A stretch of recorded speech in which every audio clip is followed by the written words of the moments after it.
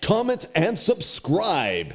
Halo, apa kabar pemirsa? Berjumpa lagi bersama saya Septiana Devi dan hari ini adalah episode perdana dari Pride atau Podcast Riset dan Inovasi Daerah Provinsi Jawa Tengah. Boleh kita kasih tepuk tangannya dong? Wah!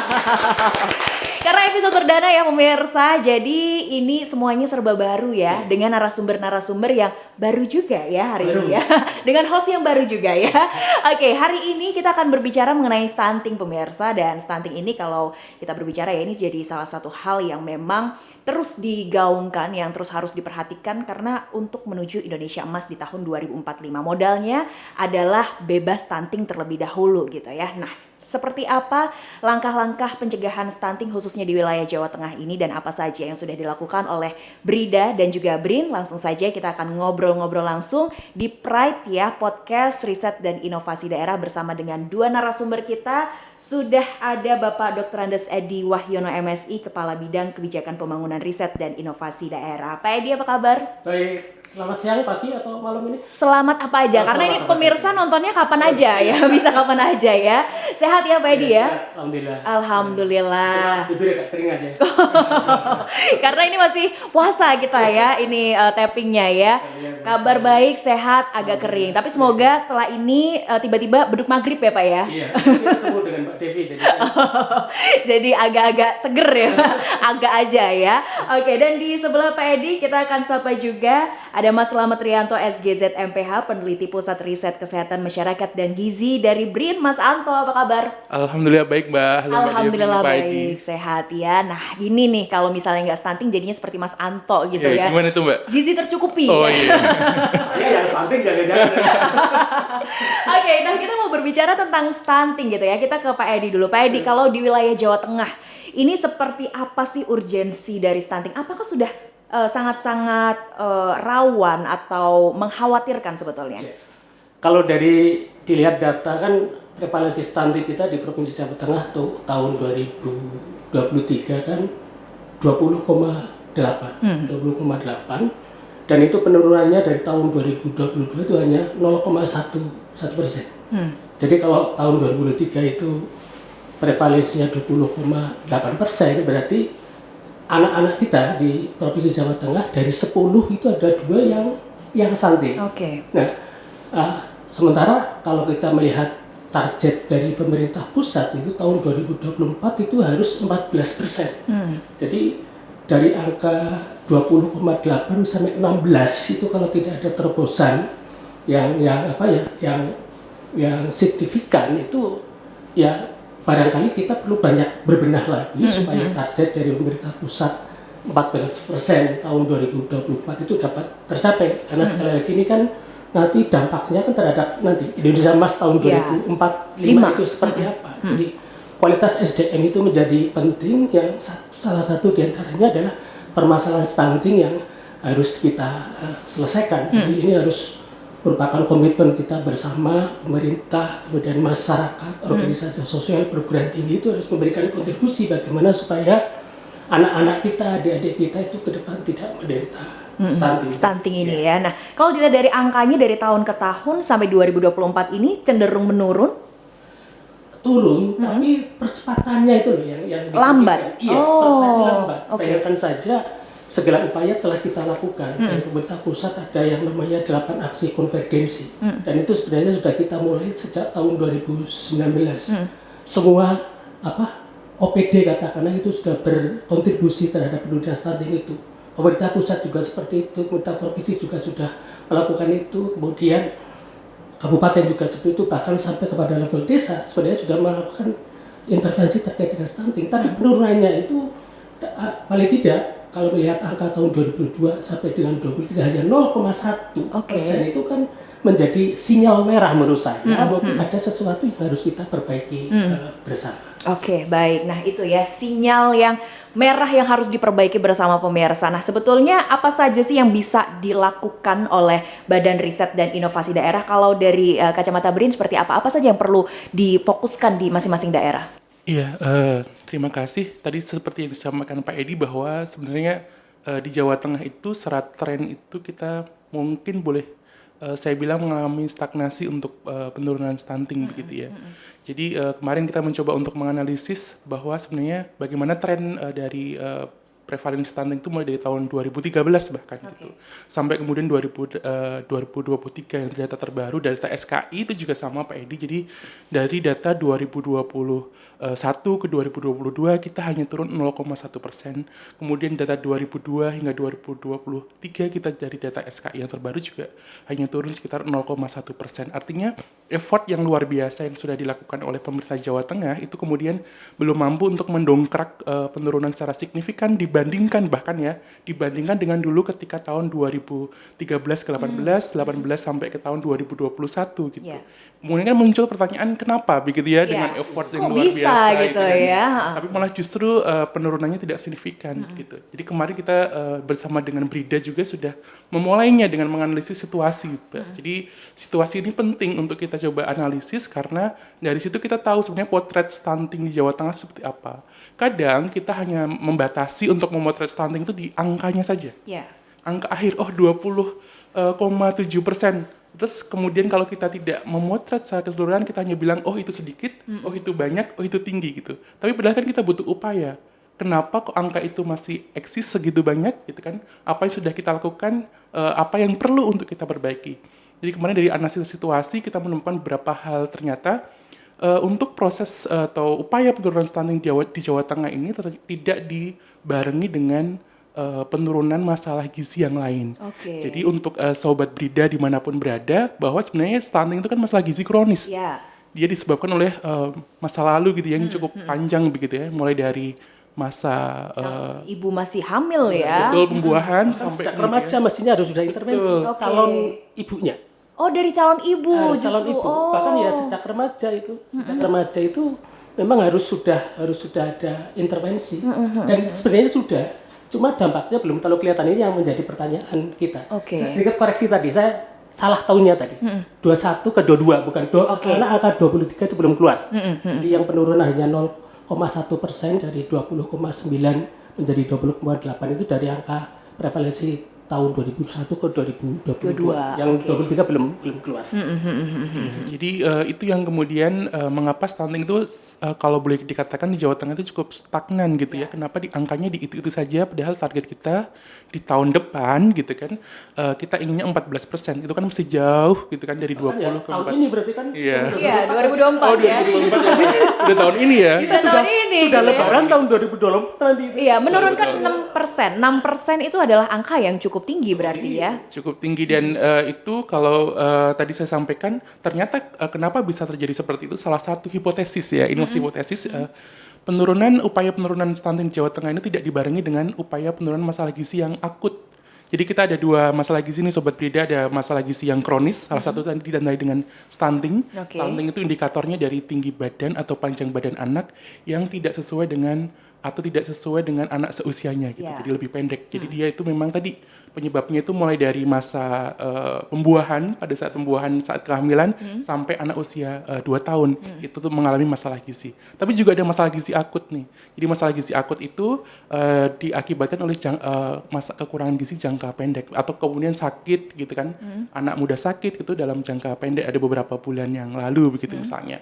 Dan itu ternyata di tempat kita masih banyak di Jawa Tengah yaitu balita yang mengalami wasting atau kurus, gitu, dan kemudian yang mengalami underweight dan itu ternyata meningkat. Jadi sebenarnya kan stuntingnya pengennya turun tapi masalah yang akut malah meningkat. Akhirnya kemudian itu yang kemudian kita jadikan hipotesis mungkin gara-gara itu kita mungkin sedikit dalam tanda kutip ya mengabaikan masalah gizi yang akut. Akhirnya masalah yang gizi yang kronis itu turunnya tidak. Jadi intervensinya itu mestinya harus bersamaan. Jadi bisa jadi selama ini kita fokus kepada stunting saja dan itu kuratif, sementara ada permasalahan yang bisa jadi menjadi penyebab tadi. Balita kurus, kemudian berat badan bayi kurang dan sebagainya, itu dua itu harus menjadi satu kesatuan kebijakan. Jangan hanya stunting saja sementara mengabaikan yang lain, sementara yang tadi balita kurus dan sebagainya potensi untuk stunting itu akan lebih besar dibandingkan dengan yang balita tidak kurus. Jadi itu ya kenapa angkanya nggak turun-turun ya, karena tadi ada yang gizi akutnya juga meningkat gitu ya, tinggi. Nah, berbicara tentang kebijakan Pak Edi, sebetulnya apa saja kebijakan-kebijakan yang sudah mungkin diterapkan implementasinya untuk masyarakat?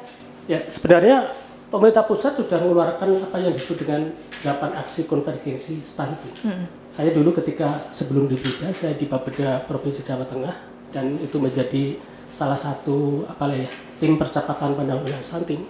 Saya kira dari kebijakannya tidak kurang-kurang. Jadi kalau kita melihat angka terkait dengan keberhasilan program kita sudah berhasil. Misalnya berapa persen ibu hamil yang sudah meminum tablet tambah darah. Oke. Berapa persen remaja yang sudah meminum tablet tambah darah gitu ya. Artinya itu sudah dilakukan, cuma persoalannya kan ada sesuatu kenapa itu kemudian dari sisi program, output program itu sudah berhasil tapi outcome-nya tidak ada. Nah, persoalannya itu yang bisa jadi karena delivery-nya itu yang memang harus kita mungkin kita harus melakukan kajian lebih jauh, bisa jadi terkait dengan delivery-nya. Misalnya terkait dengan data remaja anak SMA biasanya itu kan paling mudah. Anak SMA, SMK dan itu sudah menjadi program secara nasional, setiap Jumat itu diberikan tablet tambah darah. Oke. Terus kemudian remaja-remaja yang di desa yang tidak sekolah juga lewat posyandu bisa jadi ya, dan lain sebagainya. Yang itu bisa jadi hanya pertanyaannya apakah itu betul-betul diminum atau tidak? Nah, itu ya. Dikasih, ditaruh doang gitu. Iya. Menjadi salah satu, termasuk ibu yang CAK itu istilahnya apa? Kekurangan energi kronis. Oke. Yang biasanya lingkar lengan atas. Lengannya itu harus kurang dari 23,5. Dari sisi target program sudah tercapai. Tapi ternyata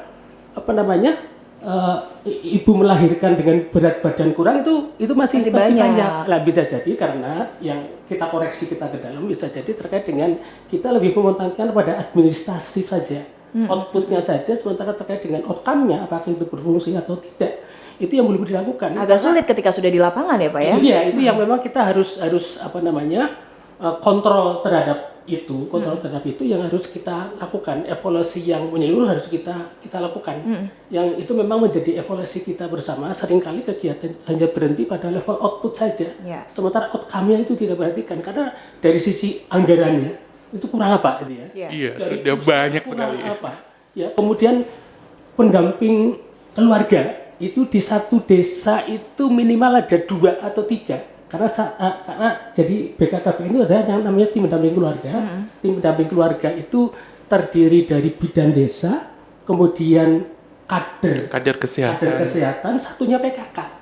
Nah, setiap tim itu 3 itu kalau tidak salah mengcovernya itu 100 atau 200 kepala keluarga yang dia sebenarnya adalah menjadi ujung tombak untuk tadi memitigasi mana-mana keluarga yang berpotensi untuk stunting. Ini sudah banyak yang dilakukan. Kemudian juga ada di setiap kabupaten juga ada namanya tim TPPS begitu ya Pak. Gitu ya, tim percepatan penurunan stunting ya. Ada ahlinya. Sudah ada timnya sebetulnya. Level provinsi sudah ada, kemudian level kabupaten juga ada, sampai desa pun ada beberapa yang sudah membentuk itu, apalagi dengan bantuan tadi ada tim pendamping keluarga tadi. Hanya persoalannya barangkali ini delivery tadi yang memang harus kita lakukan. Kemudian tadi persoalan bahwa memang harus konvergen ya antara instansi. Kalau misalkan kita harus intervensinya sejak remaja, itu kan berarti memang tadi yang remajanya juga jangan sampai kurang gizi. Iya. Ketika hamil nanti seperti apa? Belum lagi terkait dengan ada permasalahan terkait dengan perkawinan anak. Nah, ketika perkawinan anak itu nanti ya artinya dari sisi rahim juga kan belum siap. Mereka juga belum mengerti bagaimana hamil yang sehat seperti apa gitu. Jadi itu yang sebenarnya dari sisi program itu sudah banyak, tinggal kita simbol-simbolnya tadi itu ya, simbol-simbolnya tadi yang harus kita yang itu yang kita lakukan di Bapeda. Saya ulangi, dilakukan oleh Bida. Karena Bida kan fungsinya termasuk mengevaluasi tadi supaya nanti kita bisa memberikan rekomendasi kebijakan, penyusunan kebijakan yang sudah digunakan oleh pemerintah provinsi. Kira-kira seperti itu, Mbak. Oke, ternyata sudah banyak ya inovasi yang diberikan. Cuman tantangannya memang di lapangan pemirsa ya. Ini mungkin masih banyak yang bandel, masih banyak yang ngeyel. Tapi nonton kita ini Pak. Semoga nonton ini. Semoga nonton dan sadar gitu ya. Nonton dan sadar. Oke, nah tantangan-tantangan lain yang dihadapi ini sebetulnya apa sih Mas terkait dengan gizi? Apakah dalam satu keluarga itu memang karena faktor ekonomika atau apa sebetulnya? Iya, jadi tadi ya sebenarnya programnya sudah cukup banyak, tapi kemudian masyarakat memang harus paham begitu ya, apa itu stunting begitu. Jadi termasuk untuk pengelola program, pemerintah juga perlu paham apa itu stunting, bahwa stunting itu bukan masalah gizi yang timbulnya itu ujuk-ujuk ya. Iya, Tahu bahasa ujuk-ujuk ya Mbak? Nah. Ujuk-ujuk mak bedunduk gitu Nah, kan. betul ya. Anaknya nggak berkembang Ya, gitu. tapi semuanya itu memang proses tadi ya sampaikan Pak Edi itu dari mulai remaja itu perlu disiapkan gitu kan. Ketika remaja mau menikah harus disiapkan. Makanya ada tim pendamping keluarga. Ketika menikah sekarang yang mau disiapkan apa coba? Biasanya kan bagaimana pre-weddingnya, Iya, betul nggak? Vendornya, cateringnya gitu. Tapi kemudian banyak keluarga yang lupa bahwa sebenarnya yang perlu disiapkan adalah kesiapan dari dua mempelai ini karena setelah mereka menikah, setelah resepsi kan biasanya kemudian terjadi pembuahan. Nah, bayangkan kalau remaja atau calon-calon pengantin kita tadi belum siap, misalnya secara umur. Perkawinan bocah di Jawa Tengah cukup tinggi. Ya, di Jawa Tengah kan ada program Jokawin Bocah Nah, juga betul. ya. Nah, itu yang kemudian jangan sampai itu hanya jargon, tapi benar-benar itu dipahamkan kepada masyarakat. Kenapa kok tidak boleh kawin bocah? Itu bukan karena kita mengekang hak asasi manusia gitu ya. Tapi kemudian ada alasannya. Bayangkan ketika di dalam rahim seorang remaja itu tumbuh ada janin. Dia juga butuh gizi. Tetapi karena dia masih remaja, dia juga masih pertumbuhan dan juga butuh gizi. Gizinya Artinya rebutan. rebutan gitu. Nah, akhirnya salah satu outcome-nya nanti adalah balita yang pendek atau bayi lahir pendek. Nah, bayi lahir pendek di Jawa Tengah itu juga cukup tinggi. Jadi masalahnya bukan hanya setelah lahir. Salah satu indikatornya itu adalah sepertiga bayi di Jawa Tengah itu lahirnya memang sudah pendek. Oh. Jadi sudah stunting sejak lahir, atau boleh dikatakan begitu ya, gampangnya pendeknya sejak lahir, dan itu menunjukkan apa? Menunjukkan kualitas kehamilan dan persiapan sebelum kehamilan memang belum optimal gitu. Jadi ini yang perlu Sobat Brida begitu ya, yang kemudian di rumah perlu paham bahwa tadi stunting itu bukan tiba-tiba, tapi memang tadi persiapan untuk berkeluarga itu memang jadi sangat penting begitu ya. Iya. Tapi kalau dipetakan di wilayah Jawa Tengah, ini kebanyakan di pedesaan, perkotaan, atau sebetulnya sama? Ya, kalau di Jawa Tengah nanti mungkin Pak Edi bisa menambahkan ya, lebih tahu situasi Jawa Tengah, tapi kemudian masalah ini sebenarnya tidak menjadi dominasi bahwa di pedesaan atau di perkotaan, karena pola asuh ini kemudian salah satu kuncinya kan di pola asuh. Kemudian kalau misalnya tadi banyak banyak calon pengantin yang dia tidak siap untuk menikah gitu kan, dia juga akhirnya tidak siap untuk menjadi seorang ibu atau ayah begitu ya, untuk mengasuh anaknya. Akhirnya tadi salah satunya stunting begitu atau masalah gizi yang lain, dan itu banyak dialami bukan hanya di desa tapi juga di perkotaan juga. gitu. Oh, oke. Walaupun kebanyakan memang ya di wilayah desa. Dan itu biasanya data stunting yang tinggi itu beriringan dengan angka kemiskinan juga. Angka kemiskinan Iya, cukup angka tinggi. kemiskinan yang tinggi juga. Oke. Biasanya seperti itu. Biasanya ya berkorelasi terkait dengan itu. Mereka angka stuntingnya tinggi, terus kemudian kemiskinan juga tinggi, karena kan stunting kan bukan hanya dipengaruhi oleh gizi spesifik ya, betul. terkait dengan asupan makan dan sebagainya, tapi juga terkait dengan kondisi rumahnya seperti apa, sanitasinya seperti apa, kemudian sumber air minumnya bersih atau tidak. Bahkan penyebab dari stunting itu 70% dipengaruhi oleh gizi yang sensitif tadi, sensitif terkait dengan kondisi rumahnya dan lain sebagainya, dan biasanya berkorelasi terkait dengan, nah ini kan akhirnya menjadi lingkaran setan nih. Kalau tadi misalkan yang perkawinan bocah itu yang angkanya sekitar 28%-an gitu, kira-kira seperti itu. Dia sudah kawin bocah gitu ya, terus kemudian dia juga belum siap untuk melahirkan. Ketika melahirkan mereka kemungkinan anaknya stunting. Nah, terus kemudian karena ada bocah juga kan mereka juga seringkali belum punya pekerjaan itu. Nah, itu akhirnya berkelindan terkait dengan itu. Oh, anaknya nanti nggak dikasih susu, dikasih air gula gitu ya, Pak atau ya. bahkan kalau mereka misalnya belum lagi masalah perilaku misalnya, kalau diberikan bantuan terkait dengan bantuan dari pemerintah dan sebagainya, nanti konsumsinya bukan untuk protein tapi untuk rokok bapaknya misalkan. Ini kan masalah edukasi nih ya. Kalau mereka belum siap untuk menikah, kawin, itu kan menjadi penting gitu loh. Kira-kira seperti itu. Oke, tapi ketika anak sudah mengalami stunting, sebetulnya bisa diperbaiki nggak kondisi dari anak itu, Mas? Ya, kalau kita cuma ngobrolin tinggi badan, oke ya, bisa di kemudian, Gitu ya? ya, ya, tapi kemudian akan sangat sulit karena dia sudah masalah gizi kronis. Tapi kemudian kalau kita berbicara stunting, buat sobat Brida semuanya bukan hanya soal tinggi badan, tapi yang kemudian tidak bisa kembali adalah bagaimana tingkat kecerdasannya gitu sudah pasti dia lebih buruk daripada kemudian anak-anak yang tidak mengalami masalah gizi gitu. Dan itu kan tidak pernah bisa kembali. Oke, walaupun belajar dengan giat Betul sekali. Jadi penelitian sudah mentok gitu ya Pak? Iya. Makanya itu tadi. Jadi kalau sudah terlanjur, itu memang bahkan kita harus hati-hati. Kalau sudah terlanjur stunting, Iya. dia stunting. Kalau kemudian kita diberikan tambahan gizi, bisa-bisa nanti malah melebar. Betul Jadi itu ada permasalahan lagi, masalah obesitas. Oh. Jadi memang, kalau yang paling penting itu justru preventif tadi itu sejak Preventif remaja. sebelumnya ya. Sebelumnya kan ketika sudah kejadian itu lebih sulit untuk mengukur gitu loh. Supaya mengukur apakah itu intervensi yang kita lakukan sudah berhasil atau tidak. Misalnya katakanlah berat badannya sudah sesuai dengan normal itu ya, tinggi badan normal, tapi terkait dengan kognitifnya seperti apa? Karena itu gizi kronis tadi itu yang sebenarnya kenapa memprihatinkan itu ya, bagaimana kita akhirnya akan mencapai Indonesia emas gitu Nah, ya, itu seperti tadi. itu. Gimana mencapai Indonesia emas Kalau, kalau ya, generasinya nanti seperti itu. iya generasi masa presidennya nanti susah mikirnya gitu ya. Agak-agak susah berarti Iya, untuk iya, mencapai itu. Baik. Oke. Tapi sebetulnya setelah itu di sisi itu untuk menghidupkan kembali angka harapan gitu ya ketika anaknya sudah stunting seperti apa Mas? Nah, sebenarnya tadi ya, mungkin kita mulai dari pencegahan gitu ya. Jadi semua upaya komunikasi pencegahan, perubahan perilaku pencegahan harus digaungkan kembali. Dan lagi-lagi kita harus sadar konteks Jawa Tengah. Ya, jadi tidak semua Jawa Tengah. kebijakan nasional Kebijakan itu tidak harus selalu sama. saklek kita implementasikan Jawa Tengah tanpa ada modifikasi. Misal contohnya kondisi bahwa sebagian besar gitu, bukan sebagian besar ya, masih banyak perempuan di Jawa Tengah itu yang pendidikannya itu sampai kelas 7 gitu ya. SMP gitu kan. Akhirnya cara kita untuk menyampaikan pesan akan berbeda ketika mungkin dengan yang pendidikannya lebih tinggi. Nah, konteks itulah jadi penting gitu. Terkadang kita itu memberikan komunikasi, memberikan pesan itu, tapi frekuensinya tidak kita samakan dulu. Misalnya Misalnya dengan bahasa mereka yang Betul sekali. mereka aja. Jadi jangan sampai misalnya begini, kita bilang bahwa stunting itu berbahaya gitu ya. Tetapi persepsi buat masyarakat bisa jadi tidak. Iya. Karena mereka bilang kalau anak saya stunting saya malah dapat bantuan nih. Nah, Pak Rianto, Mas Santo itu di samping peneliti juga pendamping ya? pendamping Apa juga. namanya? Iya, jadi saya sering terlibat di Jadi apa? tahu persis kondisi lapangan itu seperti apa. Iya. Kayak dibikin menguntungkan ibunya ya. Betul, artinya kan masih ada ya, kita akan bilang bahwa kalau kemudian komunikasinya itu tidak tepat, kemudian pertama tadi mungkin ada yang beranggapan seperti itu, artinya kita mau menyampaikan pesan apapun ketika persepsinya tidak sama bahwa ini memang berbahaya, bahwa kita beresiko, maka orang juga akan sulit untuk merubah perilakunya gitu ya.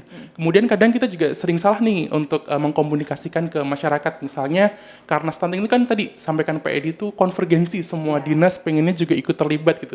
Tapi kemudian tidak semuanya punya bekal teknik komunikasi yang tepat.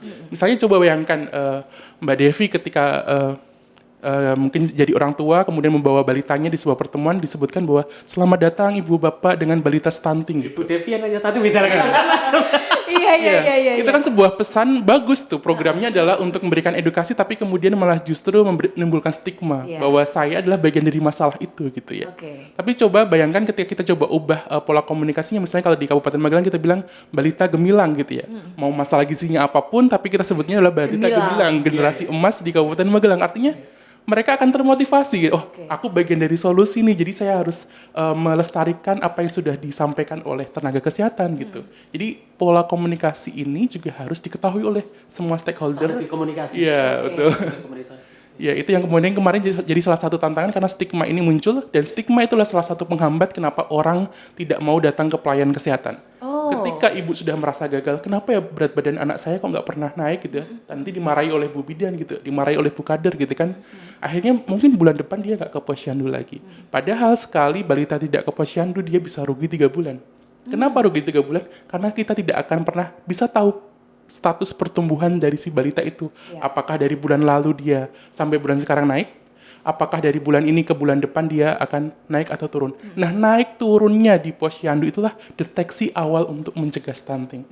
Jadi ini juga pesan juga nih buat Sobat Brida, kalau yang punya balita, keluarga punya balita, harus rajin ke posyandu. Jadi posyandu itu, mungkin saya tanya Mbak Devi, oleh-olehnya apa Mbak dari posyandu? Kacang hijau.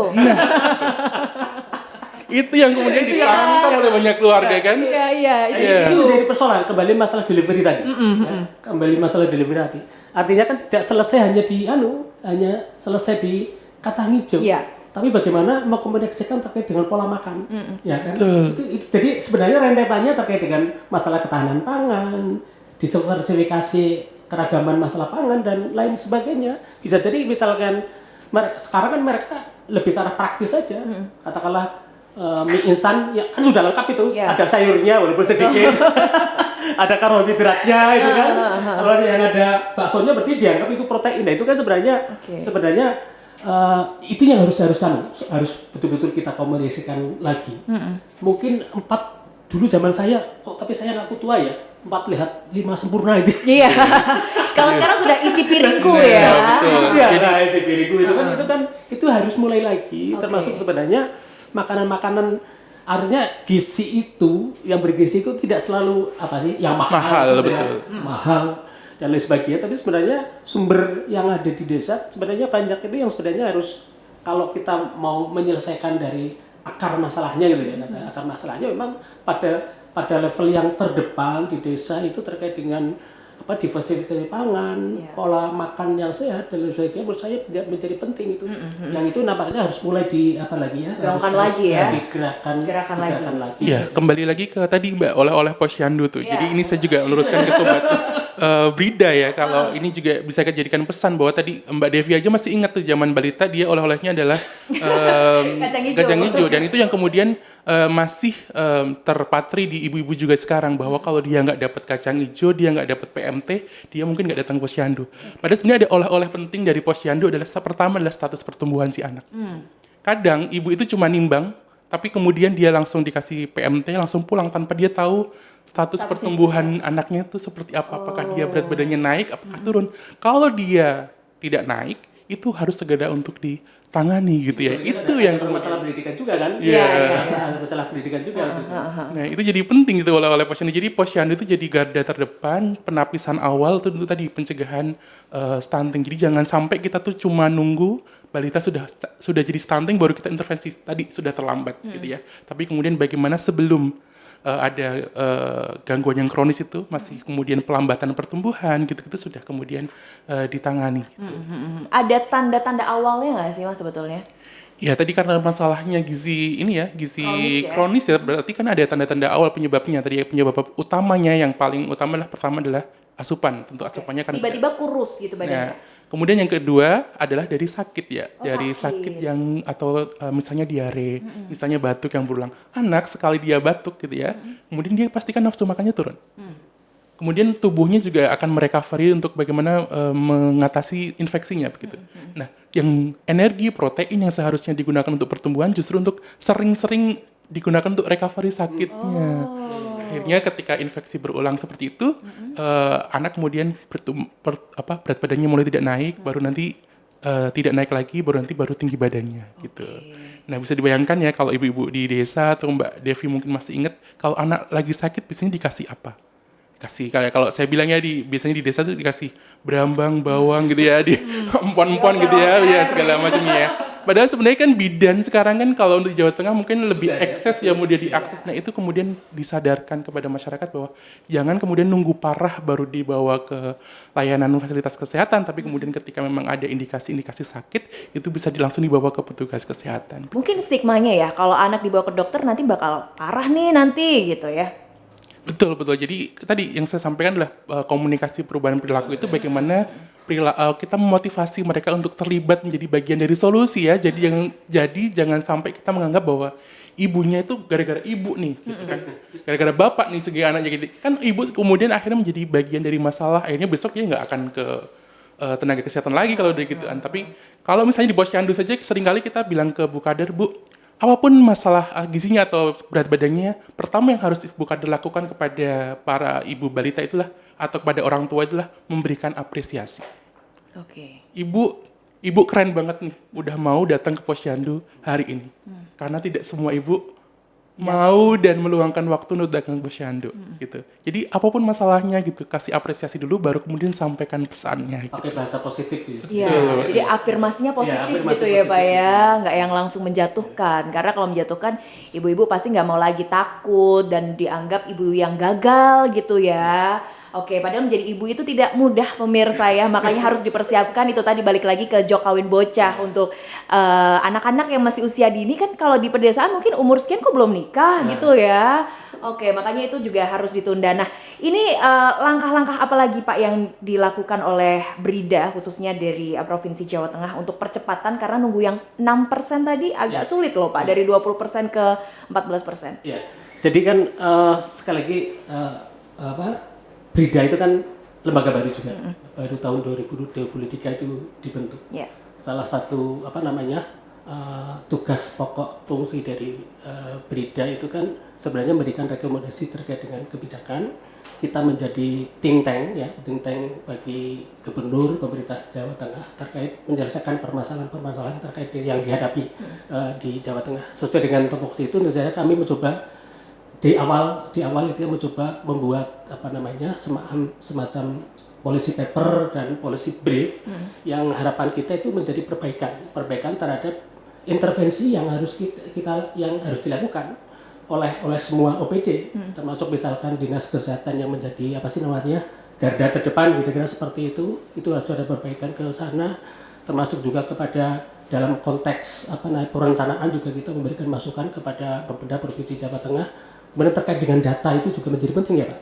Data itu menjadi penting karena seringkali kita itu data masih berserak. Data masih berserak, itu belum menjadi satu data yang itu menjadi alat analisis yang lebih mudah. Belum lagi masalah sebenarnya sudah banyak penelitian-penelitian yang sudah dilakukan tapi juga masih berserak, yang itu sebenarnya bisa menjadi landasan untuk pengambilan kebijakan.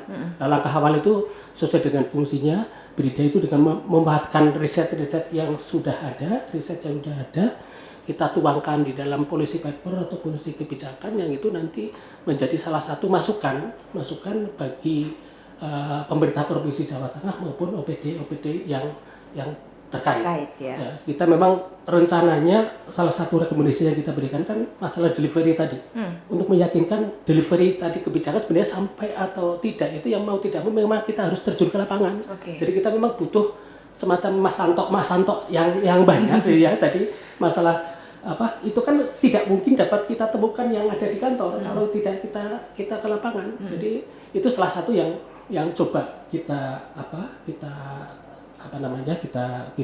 dorongkan, apalagi Bapak Gubernur juga terkait dengan stunting itu menjadi 10 program prioritas yang disarankan oleh Pak PJ Gubernur tadi, sehingga kami tentu saja sesuai dengan tupoksi kami adalah memberikan rekomendasi solusi kebijakan terkait dengan permasalahan-permasalahan yang dihadapi tadi, terkait dengan mengurai simpul-simpul tadi, yang ruwet ya Pak ya. Harus kita urai kita urai. Karena disitulah sebenarnya keberadaan Brida. Nah, jadi output dari Brida itu ya jika itu menjadi input bagi OPD yang lain. Kalau dalam kasus ini adalah terkait dengan stunting. Oke, baik ya itu. Jadi memang harus ada kerjasama ya dari masing-masing OPD stakeholder terkait. Nah, masukan dong Mas untuk Brida khususnya di Provinsi Jawa Tengah yang masih baru ini ya ternyata ya umurnya. Masih baru aja udah keren ya. Udah keren ya. Ya sebenarnya ini masukan untuk semuanya ya. Tadi saya sampaikan pertama adalah kita dalam penanganan stunting ini tadi betul harus konvergen dan sesuai dengan konteks. Karena kebijakannya memang kebijakan nasional, tapi kemudian tidak semua yang dari nasional itu kemudian langsung copy paste di Jawa Tengah, copy paste hingga kabupaten kota. Karena setiap kabupaten kota, setiap provinsi pasti memiliki tantangan yang berbeda-beda. Tadi saya sampaikan ke Pak Edi bahwa kita kemarin sudah membuat model begitu ya Pak ya, bagaimana kemudian memanfaatkan data yang sudah ada. Terkadang kita tuh melakukan penelitian atau kajian, rekomendasinya adalah cari data lagi gitu. Padahal banyak. Padahal itu data sudah banyak. Kemarin kita coba untuk menggali data dari BKKBN, data dari BPS, data dari survei-survei nasional Kementerian Kesehatan, data dari penelitian-penelitian universitas-universitas di Jawa Tengah, kemudian kita coba paparkan jadi satu, ternyata itu punya makna begitu. Artinya kita melihat stunting itu bukan hanya dari ujungnya aja di angka stuntingnya, tapi kita bisa melihat penyebabnya apa nih? Tadi kita ketemu ternyata masalah gizi akutnya masih tinggi gitu ya. Kemudian ternyata kawin bocahnya masih tinggi, pendidikannya masih rendah, tadi sosial ekonominya masih perlu ditingkatkan. Nah tadi kemudian ketika kita bisa memotret itu, kita akan lebih mudah untuk berkomunikasi dengan stakeholder yang lain. Bayangkan kalau kita misalnya berkomunikasi dengan stakeholder terkait dengan pendidikan, tapi kita ngobrolinnya adalah stuntingnya. Nah, itu kan mereka akan bilang bahwa ini nggak nyambung sama saya. Stakeholder tentang ekonomi, tapi kita ngobrolnya juga stuntingnya gitu. Padahal kemudian ketika kita punya tadi ya semacam peta masalah yang kemudian nanti kalau saya sarankan ke Brida punya inovasi dashboard yang cukup komprehensif itu, setiap orang tuh punya KPI-nya masing-masing, setiap stakeholder punya KPI-nya masing-masing. Jadi KPI-nya Dinas Pendidikan itu bukan menurunkan stunting kan, tapi KPI-nya adalah bagaimana meningkatkan akses pendidikan. Tidak mungkin stunting akan turun ketika akses pendidikannya masih rendah. Tidak mungkin stunting akan turun ketika tingkat kemiskinannya masih tinggi. Jadi korelasi. Betul. Jadi masing-masing stakeholder tuh harus punya KPI untuk dalam penanganan stunting, bukan kemudian beberapa daerah misalnya ya setiap OPD punya wilayah binaan misalnya contoh. Itu tidak salah gitu, tapi kemudian yang jadi salah adalah ketika mereka menganggap bahwa itulah termasuk kontribusi mereka satu-satunya untuk penanganan stunting, bukan di tupoksi utamanya. Jadi ada yang langsung dan tidak langsung. Itu yang harus dilakukan secara konvergen gitu. Jadi yang saya terima kasih kepada dari BRIN itu kemarin kita selama ini di TPPS waktu itu ketika saya masih di instansi lama itu terkait dengan analisis stunting itu hanya di level desa saja. Analisis situasi menggunakan data EPBGN. Sementara potret makro analisis stunting di Jawa Tengah itu seperti apa? Itu ternyata belum terpetakan lah baru Mas Anto dan Bu Leni ya. Sama Bu Leni, karena Bu Leni harus kami sebut ya, Bu Leni terima kasih. Kalau menonton ini karena Mas Anto, Bu Leni kemudian membuka wawasan baru bagaimana kita memotret analisis situasi dalam makro provinsi Jawa Tengah itu seperti apa. Jadi harus ada, bukan hanya pada level wilayah saja, tapi dari makronya juga harus ada. Dan ini ketemu dari menggunakan riset-riset yang dilakukan sebelumnya, terus menggunakan data-data yang dikolek, dan itu data sekunder sebenarnya, data sekunder ditambah dengan Mas Anto kebetulan orang lapangan itu ya. Jadi akhirnya sudah mulai kelihatan nih petanya sebenarnya seperti apa, benar yang harus kita lakukan, kira-kira seperti apa yang benar kita tuangkan dalam policy paper dan policy brief yang harapan kami tentu saja itu menjadi input bagi pengambil kebijakan di Provinsi Jawa Tengah ataupun siapapun yang terlibat dalam proses penurunan stunting. Oke, baik. Nah, yang terakhir nih Pak, mungkin apa yang ingin dipesankan kepada penonton kita, pemirsa podcast kita hari ini, Sobat Brida yang lagi nonton terkait dengan stunting, apa pesan-pesannya Pak?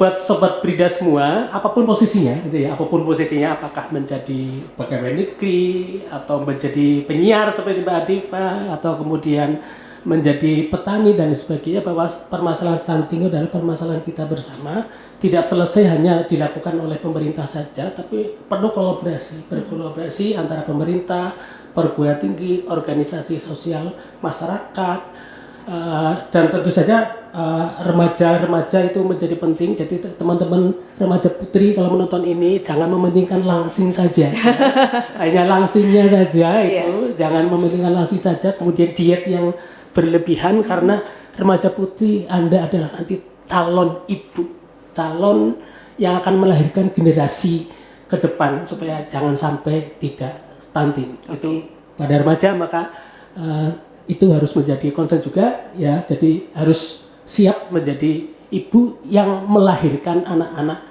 yang yang sehat, tidak stunting, kira-kira seperti itu. Sehat tidak stunting ya. Oke, kalau dari Mas Anto? Iya, saya ingin menyampaikan juga bahwa tadi benar ya, semua kita harus peduli lingkungan begitu ya, bahwa orang-orang di sekitar kita harus mulai peduli, jangan kemudian kita menganggap bahwa kita itu hidup sendiri-sendiri gitu. Dengan cara kita peduli seperti itu, maka kemudian kita bisa saling menjaga gitu ya. Entar kita di keluarga gitu kan, bahwa yang namanya pengasuhan itu bukan hanya tanggung jawab ibu saja gitu kan, tapi kemudian juga tanggung jawab ayah, kemudian juga tanggung jawab keluarga dekat, bahkan juga tanggung jawab pada tetangga-tetangga sekitar ketika ada kelompok-kelompok yang beresiko. Jadi di stunting itu ada kelompok beresiko ya, di antaranya adalah tadi ibu hamil, kemudian ibu menyusui, bayi, ada balita, kemudian ada calon pengantin dan juga remaja putri. Ini adalah kelompok-kelompok yang harus kita jaga ya. Oke. Kelompok-kelompok yang harus Atau kita jaga. keluarga yang suaminya merokok itu juga Gitu ya. Jadi jangan sampai kemudian kita abai dengan hal-hal seperti itu untuk pencegahan stunting, dan untuk para stakeholder yang kemudian memiliki banyak program, banyak anggaran, mohon untuk dilihat kembali gitu ya. Programnya sejauh mana itu berdampak kemudian sampai kepada sasaran begitu. Jangan sampai kemudian laporannya bagus gitu kan. Laporannya semuanya sudah terlaksana tapi kemudian stuntingnya masih tinggi di lapangan. Jadi jangan sampai hari ini kita menggembor-gemborkan Indonesia Emas 2045, tapi nanti yang akan terwujud malah Indonesia Cemas 2045. Kenapa cemas? Karena nanti stunting itu dampaknya bukan hanya ketika balita, tapi setelah balita itu masih berlanjut. Berlanjutnya pertama ketika dia stunting, maka resiko kita nanti akan panen penyakit tidak menular, DM, obesitas itu akan tinggi ketika dewasa. Itu kan jadi beban kesehatan di negara, di Jawa Tengah segala macamnya. Kemudian produktivitas mereka rendah, gimana kita mau bersaing kalau produktivitasnya rendah, dan itu akan tadi saya bilang bahwa akan jadi generasi cemas gitu. Dan balita-balita hari ini 2024 nanti 2045 adalah mereka benar-benar adalah usia produktif yang akan mengembangkan dan membangun Jawa Tengah dan juga Indonesia. Oke, iya ya. Semoga ya Indonesia Emas pemirsa, bukan Indonesia Cemas ya. Agak was-was juga kalau jadinya Indonesia Cemas ya. Baik, terima kasih Pak Edi. Sama-sama. Terima kasih juga Mas Anto Sama-sama, udah Mbak ngobrol-ngobrol tentang stunting ya. Mungkin next kita akan ngobrol-ngobrol di topik-topik lainnya ya, di topik-topik yang juga mengundang rasa penasaran dari pemirsa. Dan kalau tertarik mengikuti pembicaraan kita hari ini, mungkin besok-besok bolehlah nonton podcast kita lagi ya. Karena ini edisi perdana, masih ada ratusan episode lainnya pemirsa ya. Dan Anda juga bisa mengikuti informasi lainnya dari Brida Jawa Tengah di bridajatengprof.go.id atau ikuti channel YouTube dari Brida Jawa Tengah. Jangan lupa follow juga di Instagram @bridajateng ya. Saya Septiana Devi undur diri. Sampai bertemu di Pride Podcast Riset dan Inovasi daerah berikutnya.